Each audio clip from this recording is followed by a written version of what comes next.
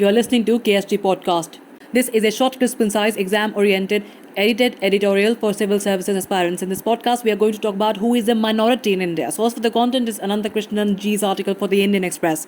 The Supreme Court took up a petition seeking identification of minorities at the state level and granting minority status to Hindus in states and union territories where the numbers have gone below other communities. Now, what is this case about? The petition by advocate Ashwini Upadhyay has contended that the 2011 census showed that Hindus have become a minority in Lakshadweep, Mizoram, Nagaland, Meghalaya, Jammu and Kashmir, Arunachal Pradesh, Manipur and Punjab, but were being denied minority benefits that are currently being enjoyed by the respective majority communities in these places. The plea relies on the Supreme Court's 2002 ruling in the TMA Pai Foundation case and the 2005 decision in the Bal Patil case. Now, what is the definition of minority under Indian laws? The expression minorities appears in some articles of the Constitution but is not defined anywhere. What does the Constitution say about minorities?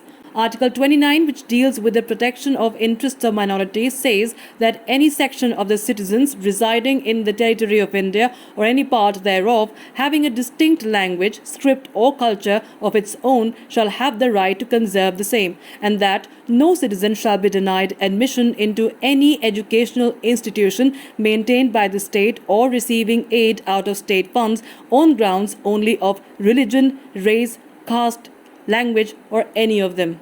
Article 30 deals with the right of minorities to establish and administer educational institutions. It says that all minorities, whether based on religion or language, shall have the right to establish and administer educational institutions of their choice.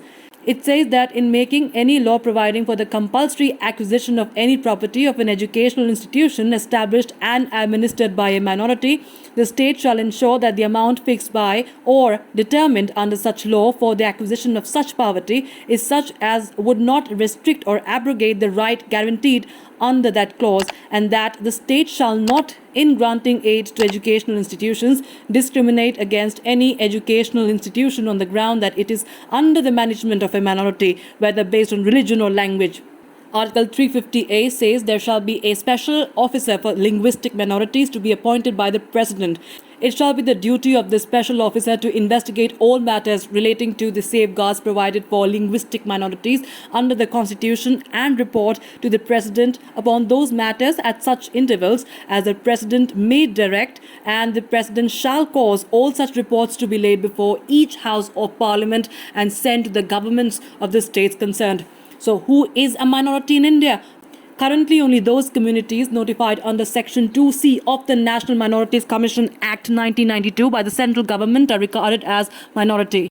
And which are the minorities notified by the Government of India? In the exercise of its powers under the Section 2C of the NCM Act, the Centre on the 23rd of October 1993 notified 5 groups: Muslims, Christians, Sikhs, Buddhists and Parsis as minority communities. Jains were added to the list in January 2014. What have courts said on the subject?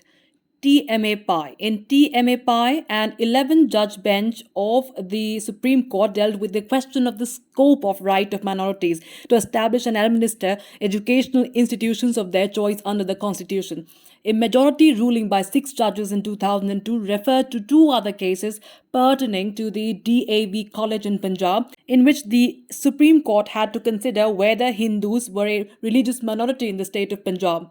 It said in DAV College versus State of Punjab 1971, the question posed was as to what constituted a religious or linguistic minority and how it was to be determined. After examining the opinion of this court in the Kerala Education Bill case 1958, the court held that the Arya Samajis, who were Hindus, were a religious minority in the state of Punjab, even though they may not have seen so in relation to the entire country. In another case, DAV College Bhatinda versus State of Punjab 1971, the observations in the first DAV College case were explained, and at page 681 it was stated that what constitutes a linguistic or religious minority must be judged in relation to the state, inasmuch as the impugned act was a state act and not in relation to the whole of India.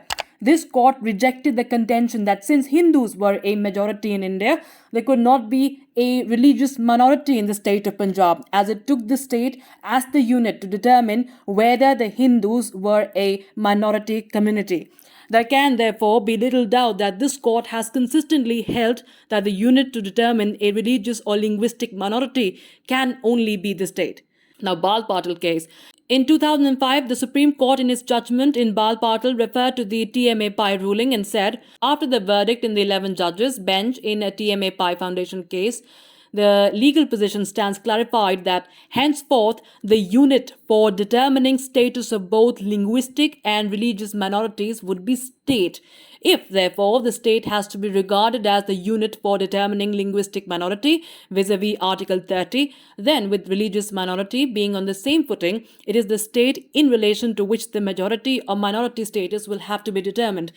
The minority, for the purpose of Article 30, cannot have different meanings depending upon who is legislating, language being the basis for the establishment of different states for the purposes of Article 30. A linguistic minority will have to be determined in relation to the state in which the educational institution is sought to be established. The position with regard to the religious minority is similar, since both religious and linguistic minorities have been put on a par in Article 30. That's it for this podcast. Thank you so much for listening. To join KSG India courses and to crack the IELTS exam, visit ksgindia.com. You can also get a PDF of this podcast on ksgindia.com.